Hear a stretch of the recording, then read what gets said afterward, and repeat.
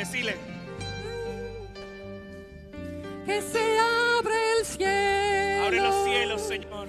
Muévate, Señor. Venga aquí tu reino. Oh, gran Dios. Que se abre el cielo. Cántale al Señor, hermano. Muévate, Él está en este Señor.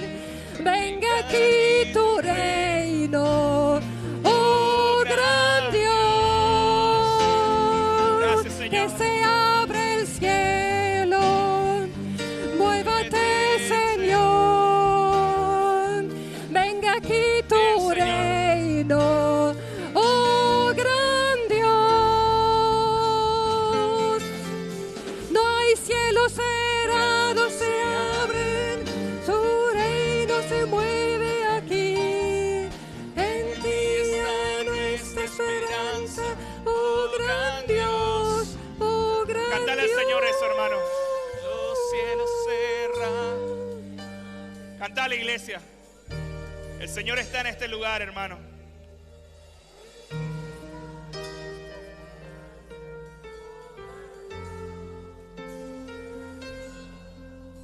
Eso es lo que creemos, Señor. Eso es lo que creemos. Que tú eres un Dios que abre puertas, Señor. Eres un Dios que ha dicho que va a estar con su pueblo, que somos tuyos eternamente. Por eso hoy podemos cantar, Señor, con confianza, que tú avives nuestros corazones, que tú nos des vida, Señor, que nos des plenitud. Gracias te doy, Señor. Gracias porque tú estás con nosotros, porque tú nunca nos desamparas, porque tú eres el centro de nuestra vida. Y hoy, Señor, queremos alabarte con canciones como lo hemos hecho en este momento, alegrándonos que tú en medio del desierto, Señor, nos das confianza y seguridad para seguir danzando. De saber de tu promesa de que cuando dos o más están reunidos en tu nombre, tú estás ahí, Señor. Por eso te hemos dado la bienvenida, porque sabemos que tú estás aquí, Señor. Hemos cantado que tú eres ese Dios que adoramos, todopoderoso, soberano, misericordioso. Y la única respuesta que podemos dar ante esa grandeza, esa santidad, es que a ti sea la gloria y sea la honra. Y lo más hermoso es que a pesar de ser un Dios tan grande, con un trono altísimo, podemos ir confiadamente delante de ti diciendo: Señor, abre el camino en nuestra vida, abre las puertas, avívanos, Señor. Gracias te doy, Dios, por esta mañana. Te pido que abras los oídos, Señor, de nuestro corazón, para que hoy podamos también adorarte de esta otra manera, que es escuchando tu palabra, que es exaltándote, Señor. En tu nombre oramos y te agradecemos, Padre. Tú eres digno de alabanza y de toda gloria. Amén, amén. Y la iglesia del Señor dice un fuerte: dale un aplauso a nuestro Dios. Gracias, mis hermanos. Dios me los bendiga. Antes de sentarse, hermano, yo quiero que usted salude a la persona que tiene al lado. Por favor, dele un fuerte abrazo y dígale: Dios te bendiga, hermano querido. Dios te bendiga. Qué hermoso verte después de una semana, hermano. Veo tu rostro resplandeciendo.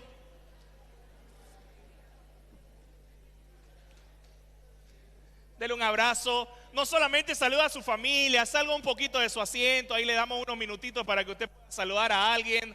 No, dele un abrazo. Si no lo conoce, preséntese, dígale: yo me llamo tanto. Gloria a Dios por tu vida, hermano.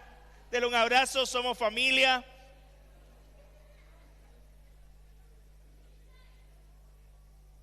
Ahí mi buen Carlito, ahí está, me hizo bajarme.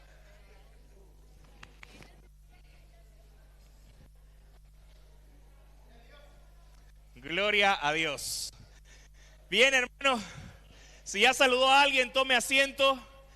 Primero que nada, hermano querido, quiero saludar a toda la iglesia con un fuerte abrazo de parte del Señor.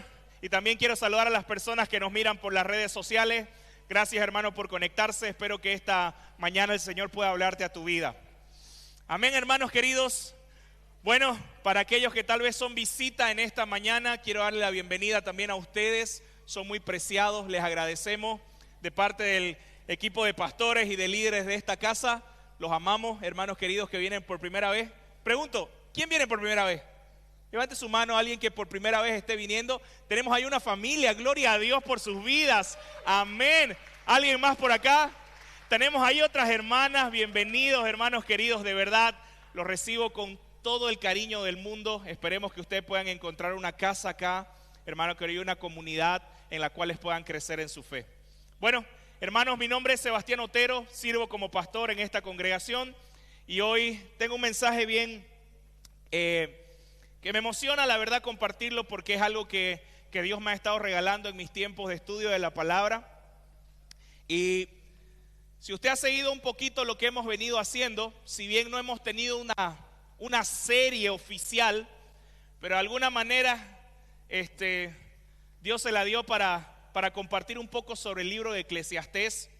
Este es el tercer tema que vengo a compartirles con ustedes de este libro, que yo comencé hace unos meses atrás a leer, a estudiar, y que la verdad, durante mucho tiempo yo fui un poco escéptico con este libro. La verdad creo que toda mi vida cristiana, como cuando lo leí pensaba que era un libro muy, muy dramático, muy fatalista, digamos, ¿no?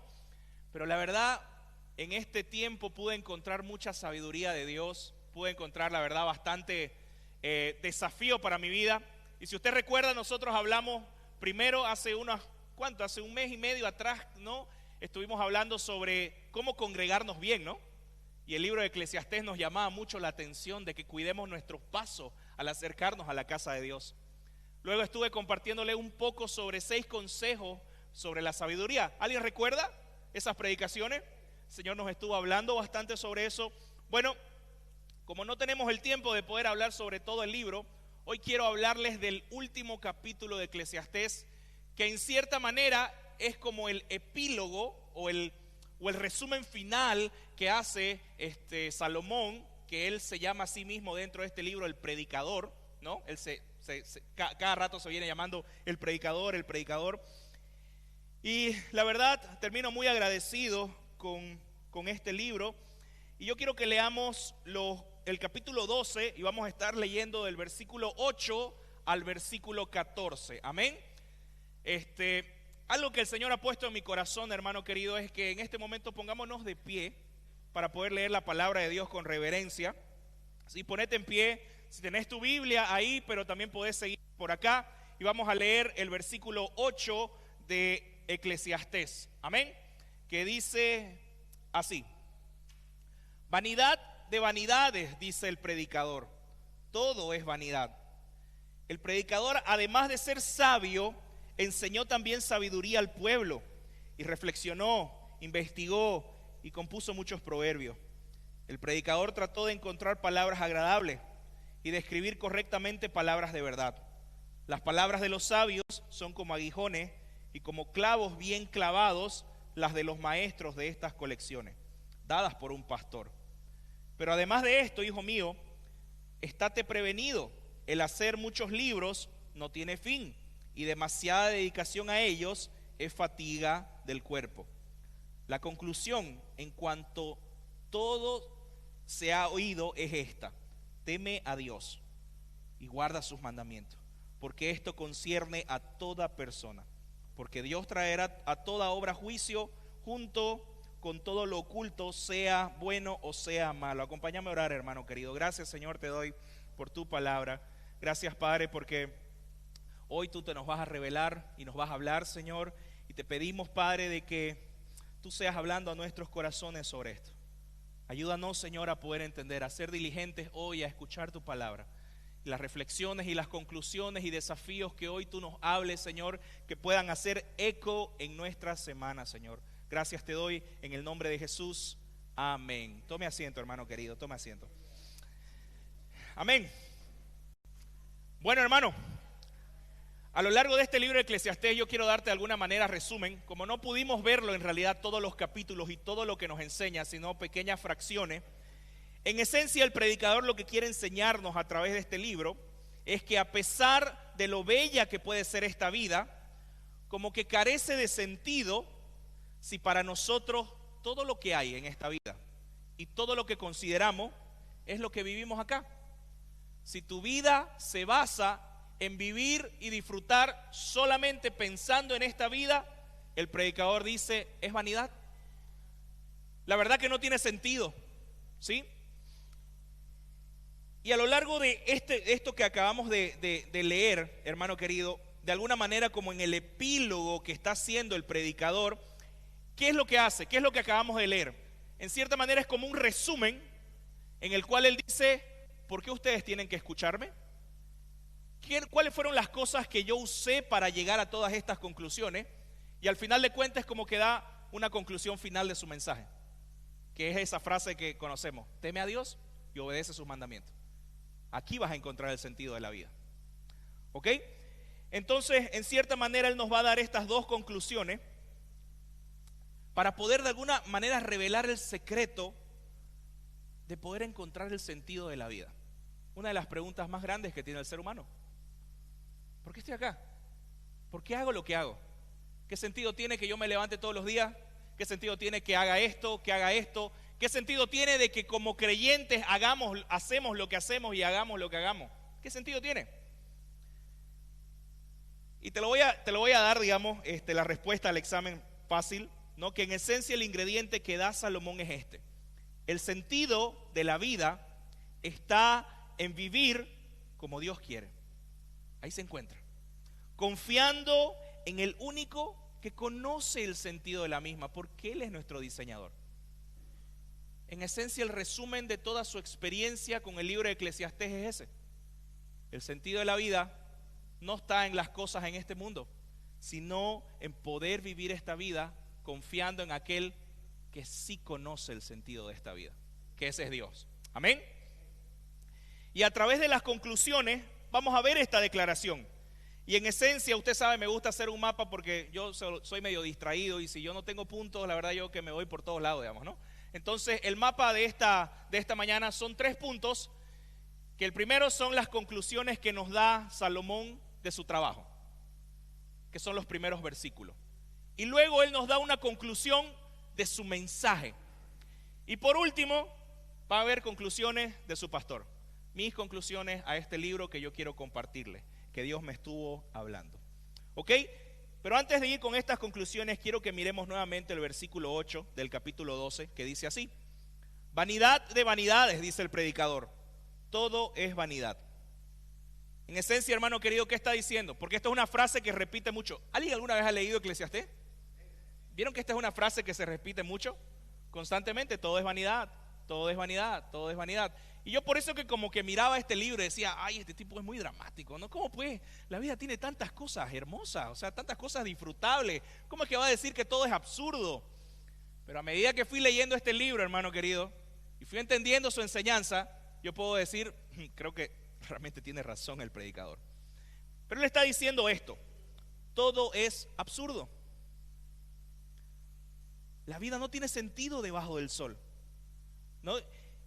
Y lo interesante de esto es de que este libro, Eclesiastés, en Eclesiastés 1, versículo 2, comienza exactamente de la misma manera, hermano. ¿Sí? Tenemos Eclesiastés 1, versículo 2, dice así: vanidad de vanidades, dice el predicador, vanidad de vanidades, todo es vanidad.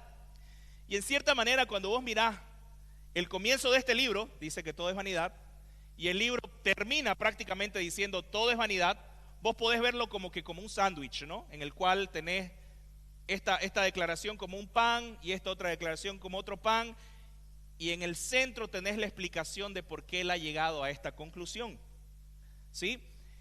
Y lo chistoso de esto, hermano querido, es que cuando, bueno, no sé ustedes, pero normalmente cuando yo leo un libro, normalmente encuentro de que hay un problema que el autor está intentando resolver, cualquiera que sea, y él va de alguna manera dando la resolución a lo largo de este libro, ¿no es?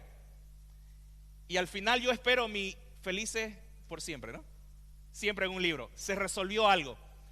Pero en cierta manera, cuando leemos el versículo 8, el predicador está terminando de la misma manera que comenzó. Todo es vanidad. Y yo me pongo a pensar, oye, ¿dónde está mi final feliz, digamos, no? ¿Dónde está, digamos? No lo encuentro. Pero la verdad que digo, menos mal no terminó así. Y en los próximos versículos, hermano querido, el predicador da ese ingrediente para realmente que la vida tenga un sentido para nosotros. Y vamos con nuestro primer punto, las conclusiones de su trabajo. Ahora, en cierta manera, ¿qué está haciendo aquí en estos versículos? Porque parecen un poco extraños, pero él como que está dando el énfasis de quién es el que está hablando, como que los credenciales, su metodología, de cómo es que llegó a estas conclusiones para que escuchemos, ¿no? El secreto que él nos da para hallarle sentido a la vida, ¿sí? Y Salomón empieza a describir quién era él, qué fue lo que hizo. Y es interesante ver, hermano querido, que cuando usted lee Eclesiastés, el enfoque de Salomón no es tanto darnos ese ingrediente secreto. Ese no es el enfoque. Él lo da al final, lo acabamos de leer. Teme a Dios y obedece sus mandamientos. Pero el enfoque del libro no es tanto eso.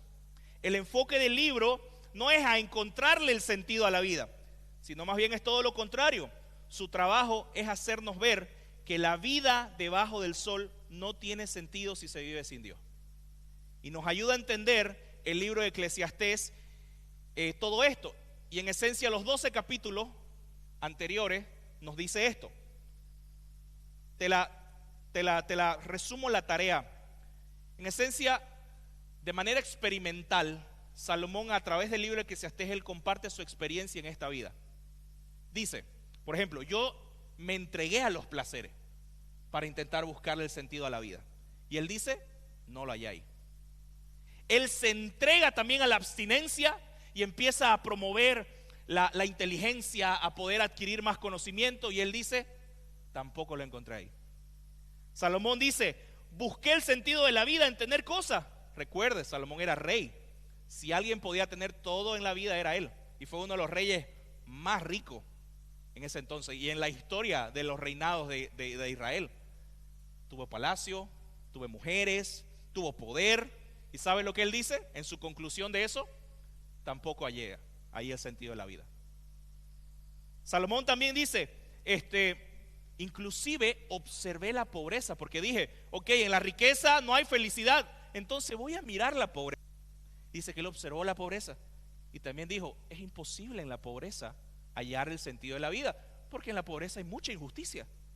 Y él dice, ahí no está, ahí no está. Él no halló el sentido de la vida ni en el ocio, ni en el juego, ni tampoco en el trabajo esforzado, ¿no? Él no la encontró. Él dice, podés hacer todas estas cosas, pero al final de cuentas tu conclusión va a ser, no vas a encontrar ahí el sentido de tu vida, no vas a encontrar ahí la plenitud.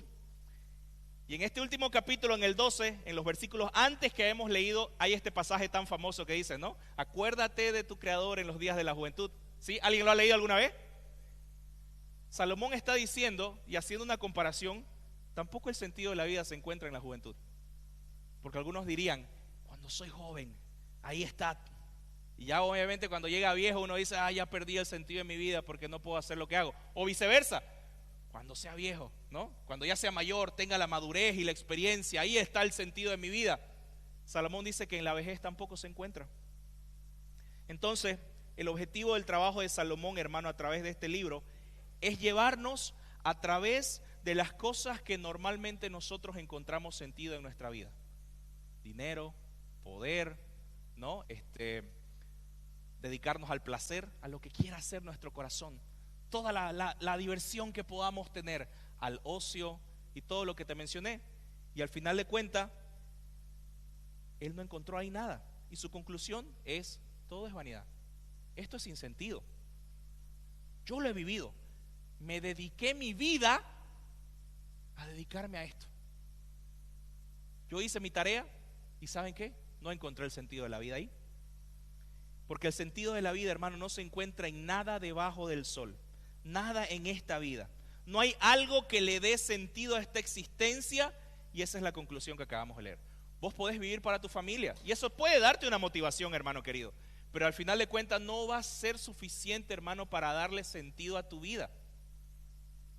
Si simplemente vivís por el placer, por tu familia, ¿no? Por tu trabajo, por tener algo, por tener poder, no le va a dar sentido completo a tu vida. Y en el versículo 9 y en el versículo 10, de alguna manera, Salomón nos da la metodología cómo llegó a estas conclusiones. ¿Sí? ¿Alguien alguna vez pasó en la universidad metodología de la investigación? ¿Cuántos la disfrutaron? Es esa materia como que uno nunca quiere tener, ¿no? Pero bueno, Salomón da la metodología que él tuvo para la investigación. Mira lo que dice el versículo 9. El predicador, además de ser sabio, enseñó también sabiduría al pueblo. ¿Qué hizo? Enseñó, él reflexionó, él investigó, él compuso muchos proverbios. El predicador trató de encontrar palabras agradables y de escribir correctamente las palabras de verdad. Hermano, Salomón hizo una investigación documental, él dice. Él miró, él observó. Recuerden, él era el hombre más sabio que existía. Dios le dijo, dame algo, ¿qué querés que te dé? Y él le dijo, dame sabiduría. Y él usó todo esto. Él era un hombre altamente intelectual. Él hizo una investigación documental tratando de encontrar el sentido de la vida, pero también él hizo una investigación de campo, ¿no? Recuerdo cuando uno hacía tesis, digamos, ¿no? O hacía alguna investigación en el colegio, en la universidad, tenés un trabajo documental y tenés un trabajo de campo. Salomón hizo los dos para llegar a esta conclusión. Entonces no estamos hablando de alguien que simplemente se le ocurrió decir todo es vanidad. No, sino es alguien que hizo la tarea, hermano querido, para traernos estas conclusiones. Y más adelante te voy a explicar el por qué, ¿sí? Pero, ¿sabe qué? Yo me pregunto de si la cosa iba a terminar como comenzó. Yo le pregunto cuando yo leo este libro, ¿para qué Salomón tanto lío? ¿Por qué no hiciste simplemente 3 versículos, no? Y dijiste, todo es vanidad, chicos, no busquen acá la cosa. ¿Por qué tanto lío? ¿Por qué no nos ahorraste estos 11 capítulos para llevarnos a lo mismo, no? Pero saben que al yo mirar mi experiencia con este libro, le puedo decir que si bien el libro termina de la misma manera que comenzó, pero ¿saben qué es lo interesante? De que cuando uno lo mira con un corazón abierto y permite que el Espíritu Santo le hable, ¿sabe qué? Si bien el libro puede terminar igual, pero uno no es igual. ¿Sí? ¿No pasa eso? Que muchas verdades en nuestra vida las recibimos en ciertas temporadas en nuestra vida y como que no tienen mucho sentido, pero en otra temporada de nuestra vida sí tienen mucho sentido. Y eso pasa mucho en la Biblia, y eso es lo que me encanta de la palabra de Dios, porque usted puede leer, hermano querido, la misma verdad 1000 veces y ¿sabe qué? 1001 veces puede tener un sentido o de alguna manera una aplicación diferente en su corazón. Puede ser viva, puede ser eficaz. ¿Cuántos dicen amén? Entonces, hermano querido, al comenzar yo mi lectura por este libro de Eclesiastés, como les dije al inicio, yo tenía muchas cosas las cuales le daba sentido a mi vida, de las cuales yo me aferraba, ¿sí? Y yo miraba este libro y decía, pucha, oye, está muy dramático este predicador, ¿no? Pero ahora, entendiéndolo 12 capítulos más tarde, y escucho esta misma palabra, todo es vanidad, esta conclusión que tuvo Salomón, yo le puedo decir, ¿sabe qué, Salomón? Tienes toda la razón. No está en esta vida el sentido de la vida. Y así como las palabras, hermano de Dios, nos habla, nosotros podemos leerla, como te dije, una y otra vez, y estas pueden ser refrescantes. Entonces, en esencia, ahí tenemos la metodología de Salomón. Él hizo un trabajo documental, él hizo un trabajo experimental, y no solo eso, él nos dice que también usó las palabras correctas. Porque si usted lee Eclesiastés, hay como que frasecitas cortas que resumen de alguna manera sabiduría para que nosotros las adoptemos. Entonces, lo que está haciendo aquí Salomón en su epílogo, ¿no? En su capítulo final, es diciendo como que léanlo, porque no es cualquier cosa, ¿sí? Y también el versículo 11 de alguna manera nos habla del efecto que tiene este trabajo sobre aquellos que lo leen. Y miren, dice así el versículo 11: las palabras de los sabios son como aguijones y como clavos bien clavados las de los maestros de estas colecciones dadas por un pastor. Y me parece súper interesante, hermano querido, que tiene una mayúscula. Cada vez que usted ve una mayúscula es algo que tiene que interesarle, porque una mayúscula se refiere normalmente a Dios. Cuando usted ve espíritu sin mayúscula, se refiere a un espíritu, ¿no? Que no es Dios o el Espíritu Santo, no, pero cuando hay una mayúscula, habla de Dios. Entonces, en cierta manera, hay 2 ilustraciones que tenemos acá, pero yo quiero leerte en otra traducción. Creo que no está ahí, no la puse, hermano, pero mire cómo lo pone la traducción viviente, este versículo 11. Las palabras de los sabios, es decir, lo que ustedes leen en Eclesiastés, son como el aguijón para el ganado, dolorosa pero necesaria. El conjunto de sus dichos es como la vara con clavos que usa el pastor para guiar a sus ovejas. Entonces, vemos dos ilustraciones acá, hermano. Lo primero dice, las palabras, estos consejos que nosotros leemos en Eclesiastés y leemos en toda la palabra de Dios, porque, pregunto, ¿hay algún otro libro que está enfocado en darnos sabiduría de Dios? ¿Cuál? Proverbios. Proverbios es otro libro que Dios nos ha regalado para tener sabiduría. Y Él dice, cuando ustedes escuchan estos consejos, ¿cuál es el efecto que tiene que tener en su vida? ¿Simplemente que ustedes lo aprendan de memoria? No. Dice, estas palabras son como clavos bien puestos. Pregunto, iglesia, ¿para qué nosotros usamos los clavos? No me digan para clavar, ¿no? ¿Para qué usamos los clavos? Para fijar algo, ¿me entiendes? Yo pongo un clavo para fijar un cuadro, yo pongo un clavo para, no sé, pero el clavo no es el fin principal. El clavo tiene la función de fijar algo. Y Él está diciendo eso, de que cada una de estas palabras son como los clavos para fijar una verdad bíblica en nuestra vida y nosotros guiarnos por esta. Por eso es que tenemos que mirarla y tienen que ser clavadas en nuestros corazones. Por eso es que cuando una predicación, ¿sabe cuándo es poderosa, hermano? Lo he dicho en otras ocasiones. Cuando usted sale de esta iglesia y hace eco en su semana, porque hay algo clavado. Y sabe, la Biblia, conociéndonos como somos, continuamente dice, repítanse, memoricen, recuerden. Por eso tenemos la Santa Cena como un recordatorio, porque muchas veces tendemos a olvidar nosotros. Tenemos que agarrar esos clavos, hermano querido, y que queden fijos en nuestros corazones, ¿sí? El clavo no es el centro, el objeto es lo importante que el clavo está fijando. Y hay cosas en este libro que son tan impactantes para nosotros que se quedan clavadas en nuestro corazón. Y en cierta manera te estoy vendiendo este libro para que lo puedas leer también, hermano. Medita en este libro, medita en las conclusiones que saca, porque tal vez tu vida ahora vos la estás viviendo y el sentido de tu vida, donde vos encontrás felicidad, donde vos encontrás paz, no es en Dios.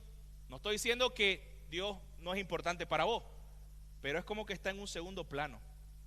Tal vez tu felicidad y tranquilidad en tu vida está que recibas el sueldo cada 5 de mes, ¿no? Que te salga ese negocio, o que tengas un trabajo, o que tal vez tengas la casa que querés, o tal vez tengas la vida que vos anhelás, y eso es lo que le da sentido a tu vida. Y si no tenés eso, tu vida no tiene sentido. ¿Me entienden? La segunda analogía que nos da es que son como aguijones para un ganado. ¿Saben? Yo no soy ganadero para nada, pero sé de que muchas veces los ganaderos, ¿no? Tienen un palo, de alguna manera que tengan algún clavito para zunchar al ganado, para que el ganado se mueva. Y esto era algo que los pastores también tenían, ¿no? Y los pastores sabían de que a veces era necesario infligir un poquito de dolor a las ovejas, a ovejas obstinadas, para que ellas se vayan donde el pastor sabía que tenían que ir. Y no es que el pastor quiera hacerle daño a la oveja, pero él sabe, un poco de dolor a veces es necesario para las ovejas obstinadas.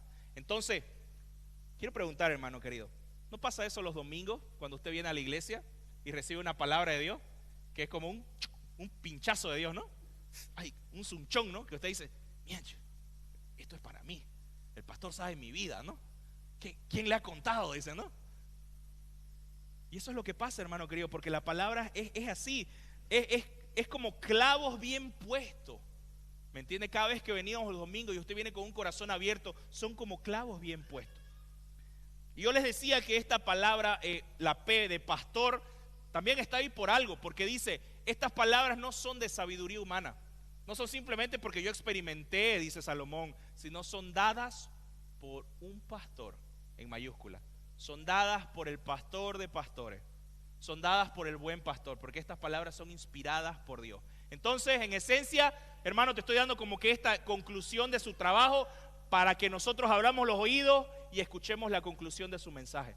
Tenemos que escucharla, porque estas son verdades que están clavadas en nuestro corazón, que son las que nos van a guiar, que son verdades que fueron dichas por un hombre que no simplemente de repente en su hamaquita se le dio a escribir. No, fue un hombre que hizo la tarea, que vivió, que se entregó, que hizo todo lo que hizo y encontró este resultado. Y no solo eso, sino estas palabras fueron dadas por el buen pastor que es nuestro Dios. Amén. Pero el predicador no termina ahí. Vamos al segundo punto, las conclusiones de su mensaje. Y aquí es donde yo quiero que usted me preste mucha atención. Porque entendemos, ¿ok?, la justificación del salmista, perdón, de Salomón, del predicador, para que escuchemos esto. Y dice así el versículo 13 y el versículo 14. La conclusión, cuanto todo se ha oído, en otras traducciones dice, de todo discurso hablado, de todo lo que se puede hablar en esta vida, es esta: teme a Dios y guarda sus mandamientos, porque esto concierne a toda persona, a toda persona. Y nos da aquí la razón, porque Dios traerá toda obra a juicio, junto con todo lo oculto, sea bueno o sea malo. Hermano, el predicador termina con este gran clavo. Y de alguna manera yo quiero animarte a que así puedas mirar tu Biblia. Y cuando subrayes tu Biblia, si quieres dibujarle un clavito ahí, ¿no? Aquí Dios me habló algo que tengo que fijar en mi corazón. Y usted tiene que fijarlo. O sea, es como que Dios le da el clavo, aquí está el clavo, para que fijes esta verdad, pero ¿quién tiene que clavarlo en el corazón? ¿Quién? Nosotros. Clávelo en su corazón. Y termina con esta gran frase que dice: teme a Dios y cumple sus mandamientos, porque esto es todo del hombre. Aquí vas a encontrar todo. Teme a Dios y obedece sus mandamientos. Y saben, no es la primera vez que Salomón habla sobre el temor a Dios. Por ejemplo, Eclesiastés 3:4 nos habla, teme, ¿no? Teme a Dios. Eclesiastés 5:7 también nos dice, teme a Dios. Eclesiastés 7:18 también dice, teme a Dios. En cierta manera indirecta es como que él estuvo dando migaja, diciendo teme a Dios, y aquí en esta conclusión termina diciendo, esto es el todo. O sea, sin vuelta. Aquí van a encontrar el sentido de su vida. Teme a Dios. Y esta es la gran solución a la vanidad de la vida que nos da Salomón. Esto es lo que él quiere que nos llevemos al final de todo su mensaje. Y se lo vuelvo a decir, hermano, teme a Dios y guarda sus mandamientos. Si podés vivir una vida, hermano querido, ¿sabe? Al límite, si querés verla así, temiendo a Dios y guardando sus mandamientos, ¿sabe qué, hermano? Yo le puedo asegurar por la palabra de Dios de que su vida no va a ser vana. No va a llegar a los últimos días de su vida y decir, ¿sabes qué? No tiene sentido todo lo que hice. No, más bien usted va a encontrar una vida llena, una vida plena, diciendo, yo viví con temor al Señor, mirando mi eternidad, mirando que un día voy a estar delante de nuestro Dios. Amén. Dar un aplauso al Señor.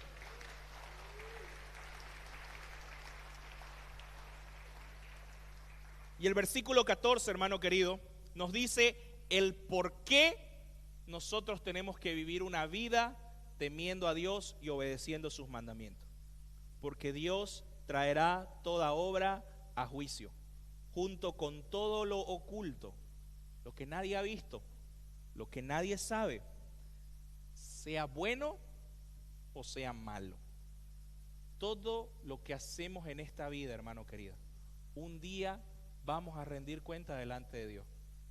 Y sabe que esto trae mucha esperanza a mi vida, porque hay veces que hay situaciones muy difíciles en nuestra vida que somos llamados a actuar de una manera tan contraria a nuestra naturaleza, a nuestra, no sé, a nuestro sentido, digamos, de lógica. Por ejemplo, cuando una persona te trata mal, cuando una persona te hace algún mal, normalmente tu naturaleza te diría, devolverle con la misma moneda. Pero Jesús, enseñándonos el mundo al revés, dicen, amen a sus enemigos, perdonen a sus enemigos. Y sabe que el saber de que un día todo va a salir a la luz me trae tanta esperanza, hermano. Porque digo, pucha, que cuesta realmente hacer eso, lo que estoy diciendo, perdonar a un enemigo o a alguien que te hizo daño. Pero yo sé que un día el Señor lo va a recompensar. Aunque tal vez en esta vida nadie me diga ni un gracias, tal vez no reciba nada, un día el Señor sí me va a recompensar. Cada cosa, cada sacrificio que yo hice en pos de ser obediente y de vivir con temor al Señor, el Señor lo va a recompensar. Pero también del otro lado, un día, hermano querido, cuando estemos delante de Él, toda obra va a ser juzgada. Sí, hermano, hay muchas injusticias en esta vida. Y muchas personas dicen, pero Dios, Pero ¿cómo va a existir Dios si hay esto? ¿Cómo va a existir a Dios si hay esto? Usted puede ser un hombre esforzado en su trabajo y ¿sabe qué? No le dieron el ascenso. Se lo dieron al que roba. Y usted sabe que roba, ¿no? Al que habla mal para su jefe. A ese le dieron el ascenso. ¡Qué injusticia! Pero ¿sabe qué?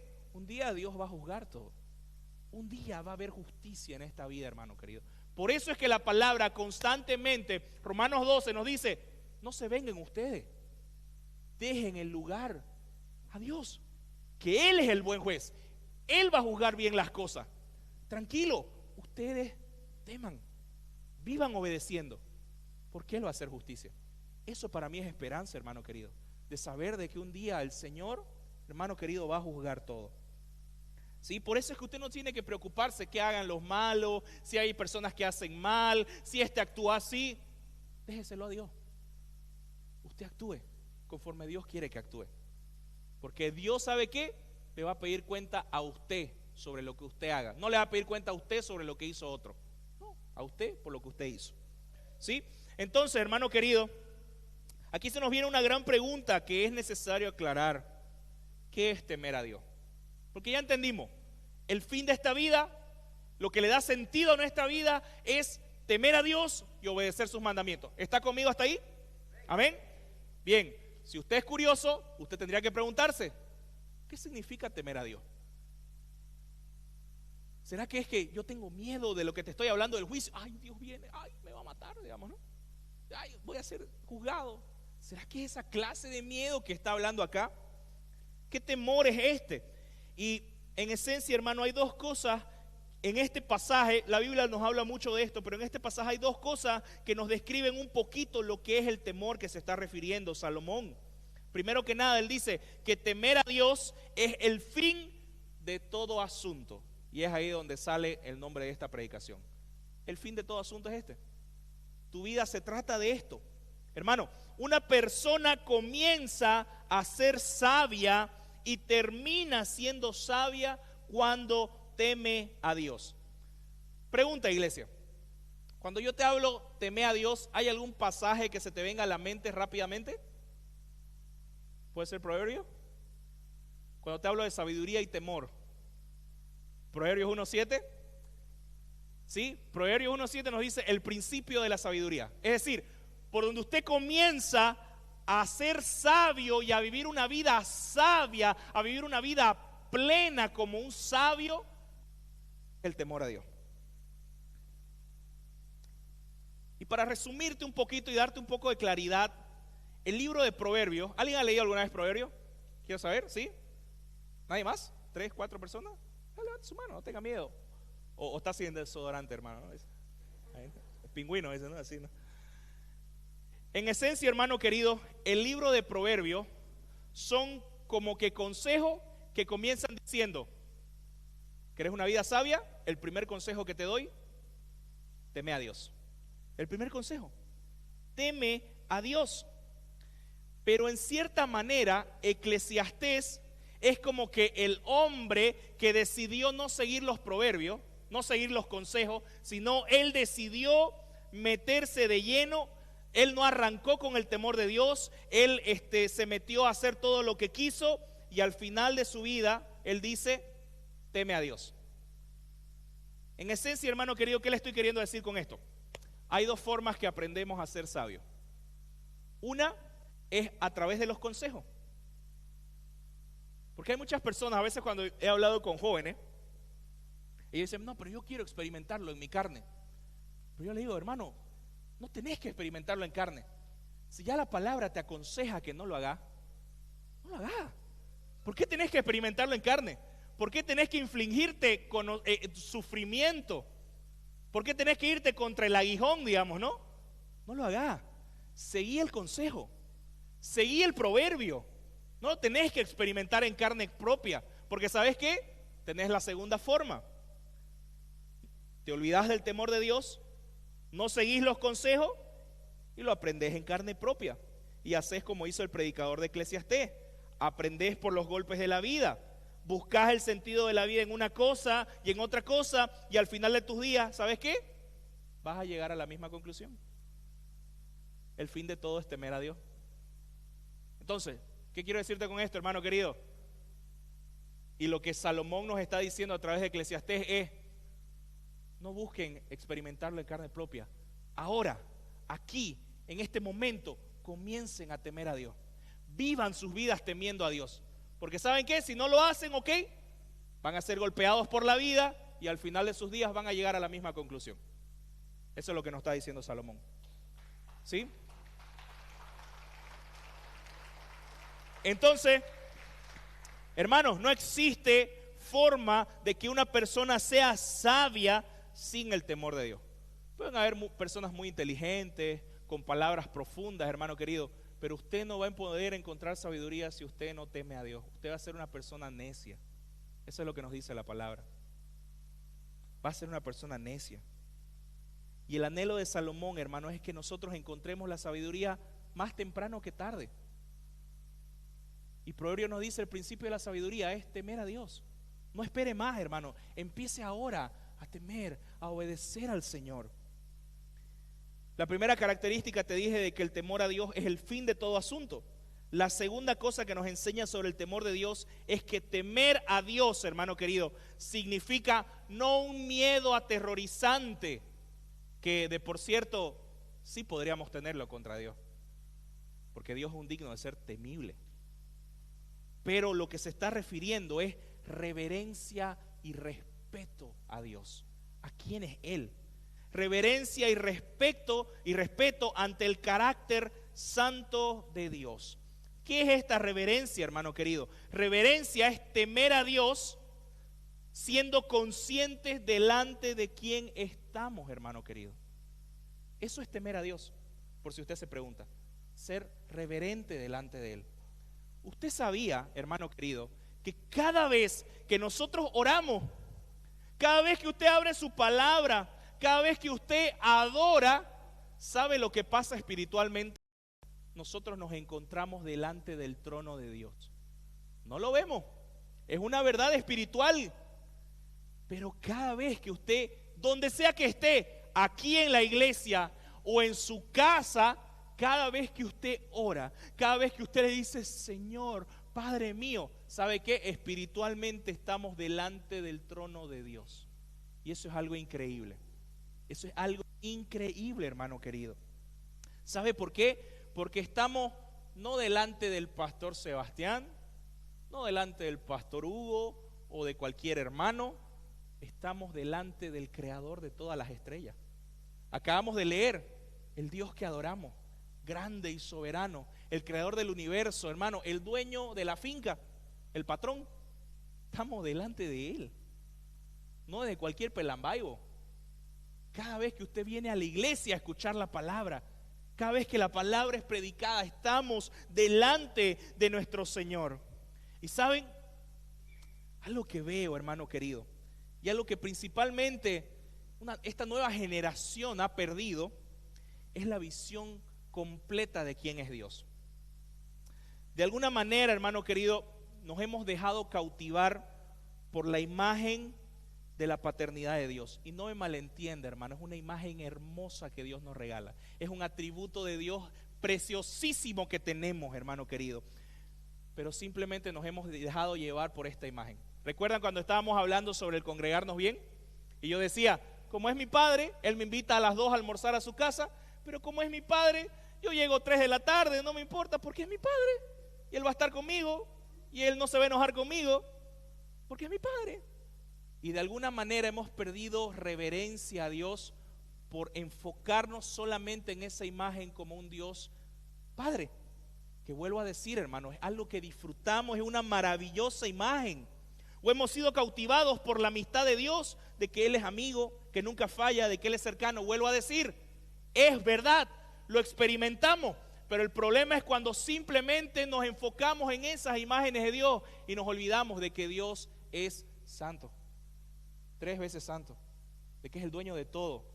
Y esto nos lleva a vivir vidas irreverentes, displicentes ante Dios. Que no importe cómo vengamos a la iglesia, que no importe cómo yo me acerque a Dios,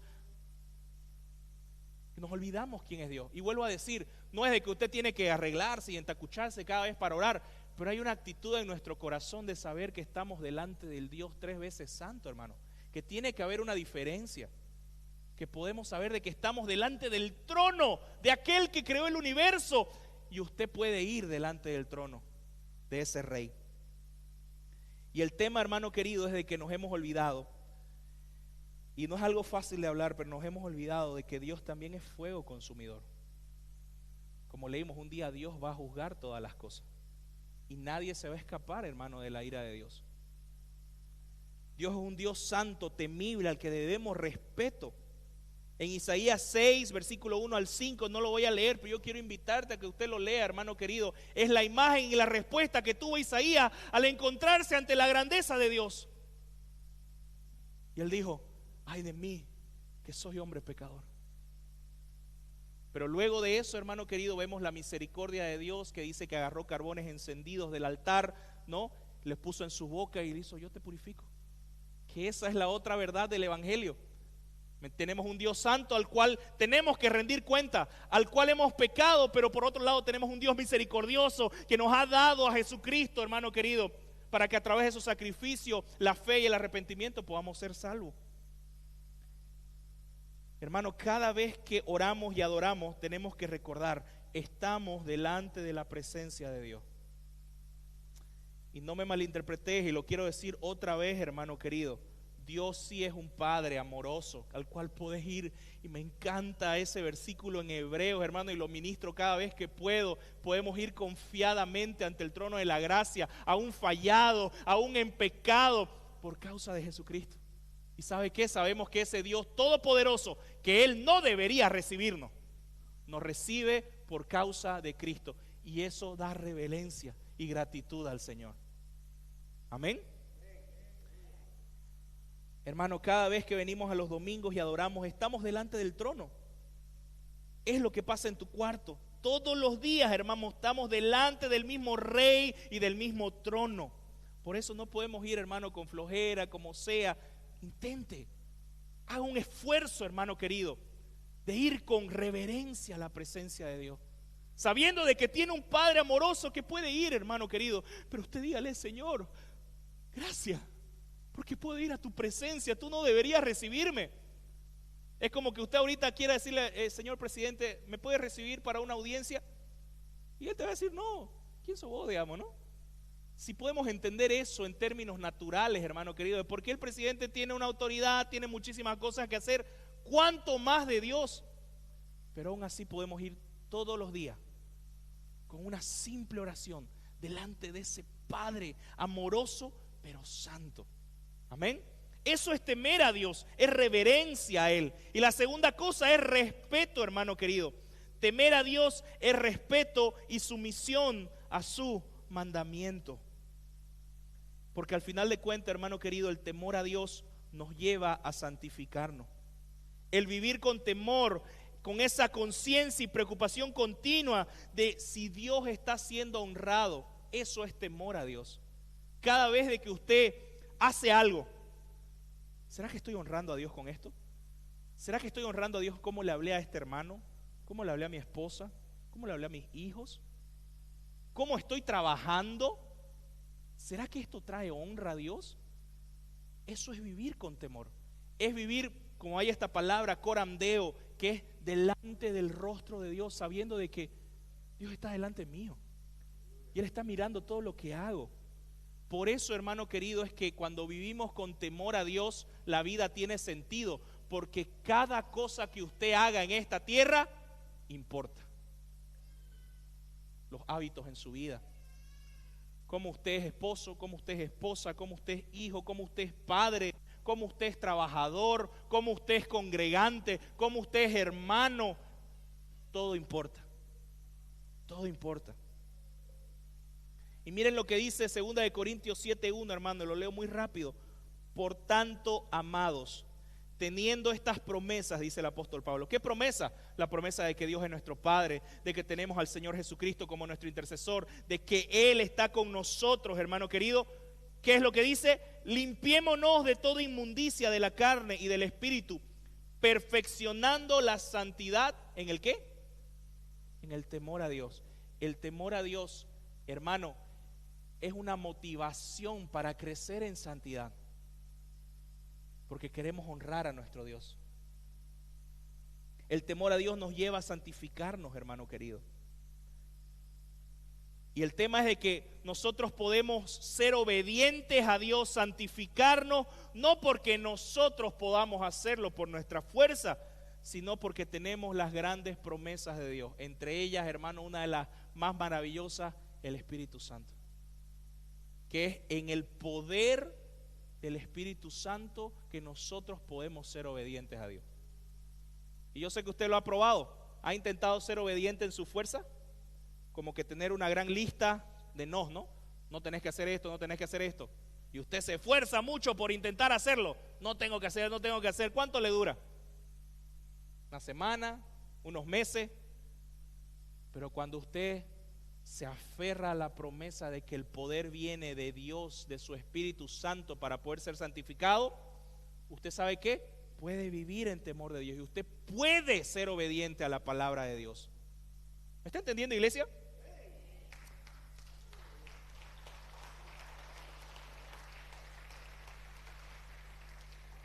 ¿Cuál creo que es muchas veces el problema con el temor a Dios, hermano? Con vivir con esta conciencia, ¿será que estoy honrando a Dios o no?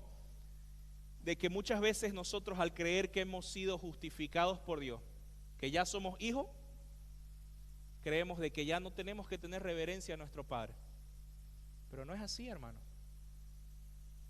Más bien, el ser justificado tiene que traer más reverencia a tu vida, más temor. ¿Sabes por qué, hermano querido? Porque nos encontramos con un ser tan grande. Y ponete a pensar, Dios tiene la capacidad y todo el derecho de destruirnos así. Pero ¿sabe qué? Por su amor no lo hace. Eso a mí hace que diga, yo te fallo, Señor, tanto. Y está bien, yo no soy tal vez como otras personas. Yo intento vivir una vida recta, pero la verdad que en mi fuerza yo no puedo ser obediente en todo. Yo peco. Pero aún así tú no me destruyes, Señor. Y esa es la visión que tenemos que tener de Dios.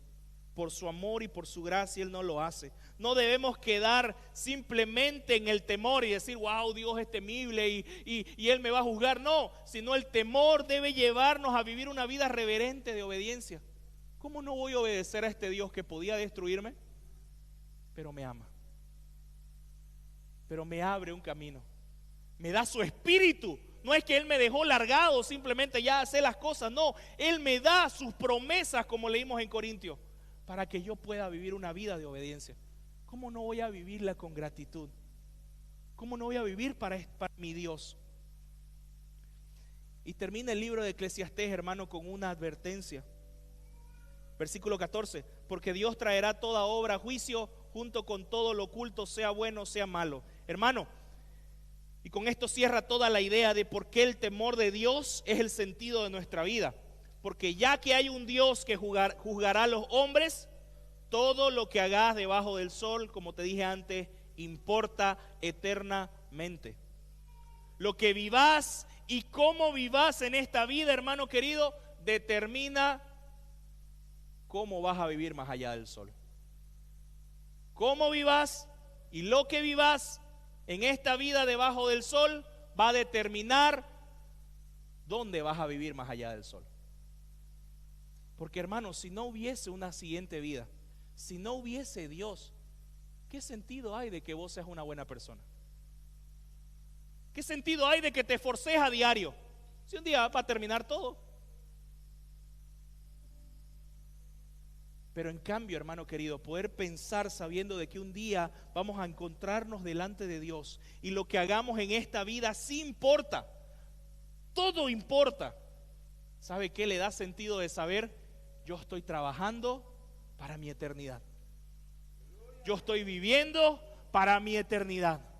Si yo me esfuerzo ahora, si yo sufro por ser un hijo de Dios las injusticias de esta vida, va a tener una recompensa, mi eternidad.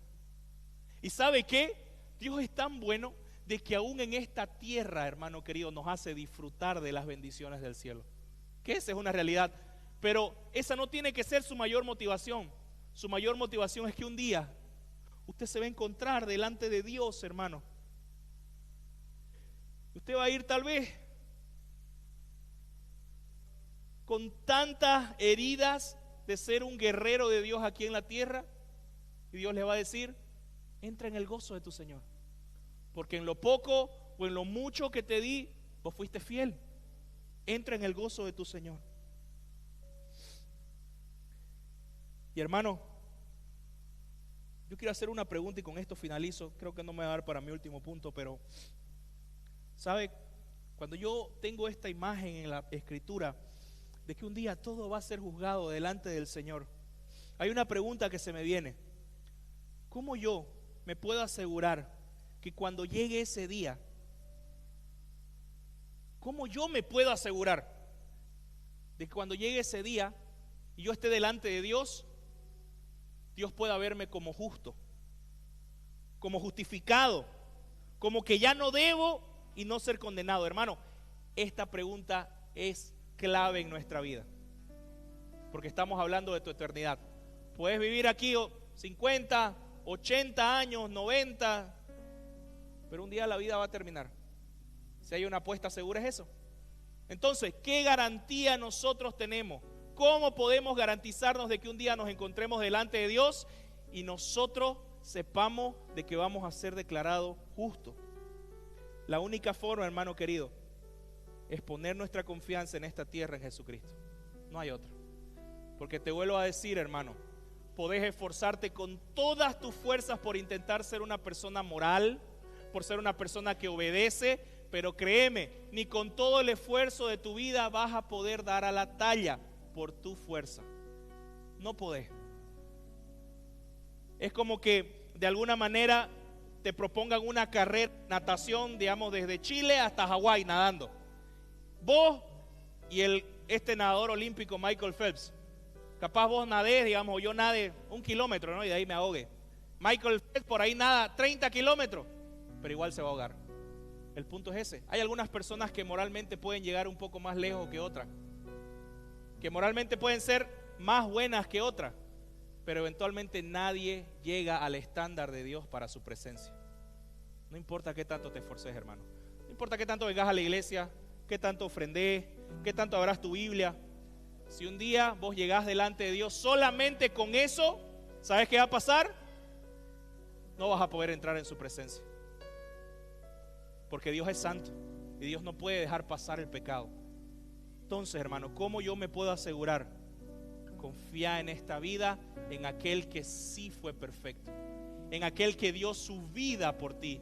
Y hermano querido, que nos visitás por primera vez, o hermano que sos visita ya hace mucho tiempo y tal vez no tenés a Jesucristo, tu única seguridad en esta vida de que un día te encontres con Dios y Dios te diga: entra en el gozo de tu Señor, es confiar plenamente en la obra de Jesucristo.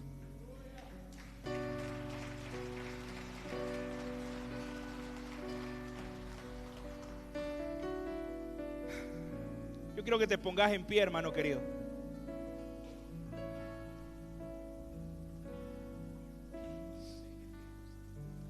Gracias, Señor.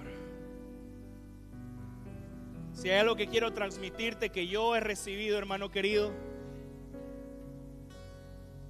es que tu vida va a tener sentido cuando vivas con Dios delante de ti, pensando en la eternidad.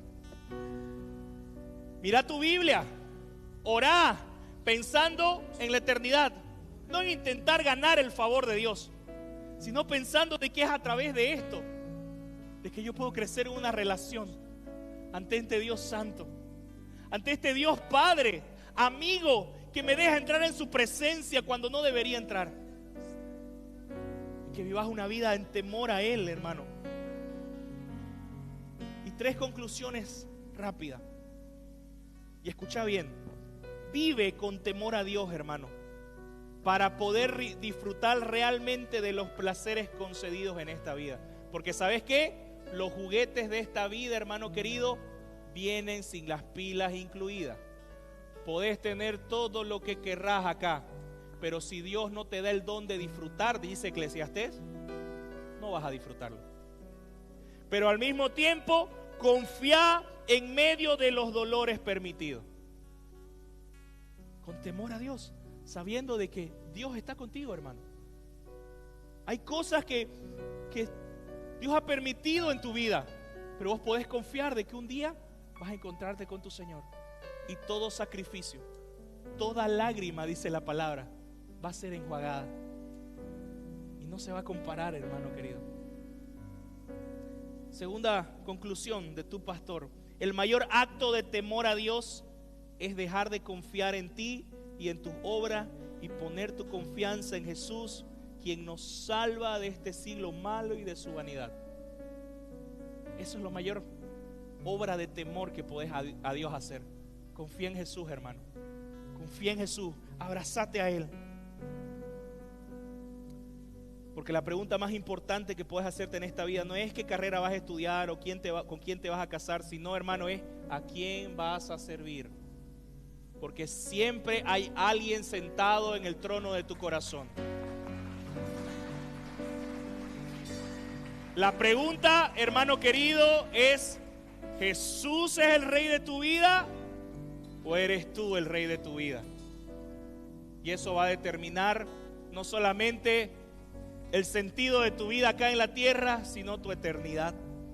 Y lo último, no busques más el sentido de la vida, hermano.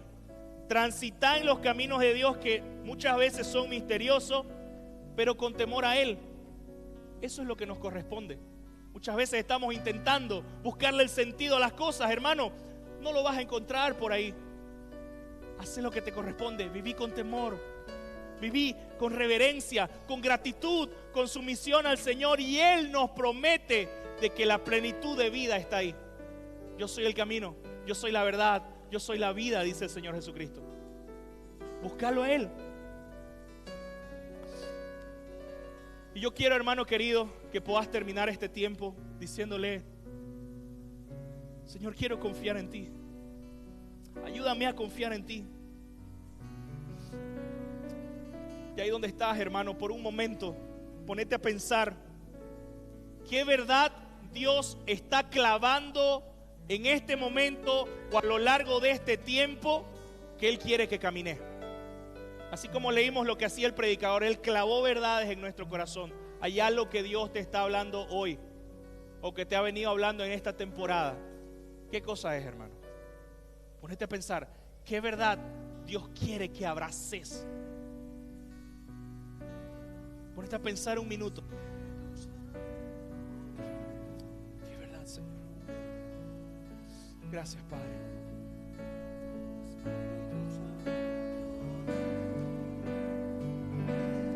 Y ahora, hermano querido, pedile al Señor ayuda. Ayúdame, Señor, a poder vivir bajo esas verdades que tú pones en mi corazón. A poder vivir mi vida con temor a ti. Porque es ahí donde yo voy a encontrar plenitud. Sabiendo que todo lo que hago en esta vida tiene sentido, de que yo no soy polvo de estrella, de que yo tengo un propósito, de que yo tengo un destino, de que yo tengo una vida eterna asegurada por Jesucristo, que yo tengo al Espíritu Santo para ayudarme, para consolarme, para empoderarme para la obra que tú tienes para mí, Señor. Para poder disfrutar de lo que tú permites que nosotros disfrutemos en esta vida. Para poder disfrutar esa plenitud, Señor, que solamente viene de vivir contigo. Ayúdanos, Señor. Y cantale un momento, hermano querido. Si estás en esta mañana inseguro de ese destino eterno, decile: Señor, hoy confío en ti. Hoy confío en Jesucristo. No en mis fuerzas, no en mis obras, sino en ti, Señor. Y quiero vivir ese temor, no miedo, sino temor que me lleva a vivir una vida reverente. Gracias, Señor. Cántale, hermano querido, un momento. Cántale un minuto. Ven a nuestra vida, Espíritu. Ven a nuestra vida, Señor. Ven a este lugar. No esperes más, hermano. Hoy comenzá a caminar con Dios. Sienta un lugar, toda la tierra tiene que adorar. Resucitan enfermos, sanan enfermos con tu poder. Queremos de ti, llenarnos de ti, Espíritu Santo, envuélvenos en ti, derrama tu gloria. Aleluya. Esperamos por ti. Gracias te damos, Señor. Gracias te damos por este tiempo. Gracias por tu palabra, Señor. Tú eres bueno. Te agradecemos, Señor. ¿Por qué no le das un fuerte aplauso a nuestro Dios, hermano? Porque Dios es bueno. Gracias a los hermanos que nos ven por las redes sociales. Que Dios te bendiga, hermano querido. Aleluya. Gloria a Dios. Espero, hermano querido, de que Dios te haya